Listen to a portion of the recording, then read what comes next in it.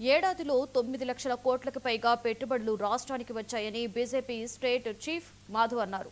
Super 6 పథకాలను ఇతర రాష్ట్రాలు ప్రశంసిస్తున్నాయని, పోలవరం ప్రాజెక్టుకు కేంద్రం ఆర్థిక సహాయం అందజేస్తుందని తెలిపారు.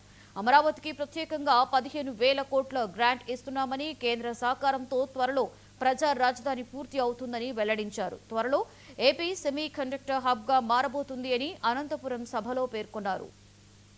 త్వరలోనే 2 సంవత్సరాల్లోనే ఇవాళ కూటమి నేతృత్వంలో గౌరవ ముఖ్యమంత్రి చంద్రబాబు నాయుడు గారు, డిప్యూటీ ముఖ్యమంత్రి పవన్ కళ్యాణ్ గారి నేతృత్వంలో 2 సంవత్సరాల్లో పూర్తయి గ్రావిటీలో కృష్ణా బేసిన్ కి నీరు రావటం, కృష్ణా బేసిన్ కి నీరు వస్తుందంటే రాయలసీమకి ఏదైతే 200 టీఎంసీ హామీ ఉందో అది నెరవేరడానికి త్వరలోనే కాబోతుందని మీ అందరికీ చెప్పడానికి ఇవాళ గర్వపడుతున్నాను.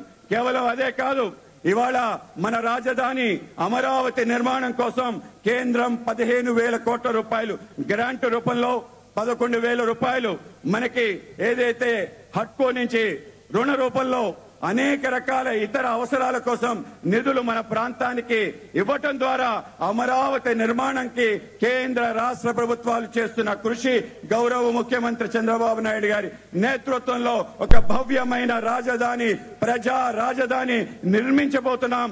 అది ఇంకో 6 అని మనం గమనించాలి. కేవలం ఇదే కాదు, మన ప్రాంతంలో ఉపాధి ఉద్యోగ అవకాశాలు కల్పించే విధంగా మన ప్రాంతానికి కల్పతరువుగా ఉన్న ఏదైతే విశాఖ స్టీల్ ప్లాంట్ ఉందో, స్టీల్ ప్లాంట్ రక్షించడం కోసం 11,440 కోట్ల రూపాయలు ఇవ్వటం, దీంతో పాటు ఈక్విటీ మిగతా అవసరాలకన్నిటికీ డబ్బులు ఇవ్వటం ద్వారా ఇవాళ స్టీల్ ప్లాంట్ నిలబెట్టడం కూడా కూటమి ఘనత.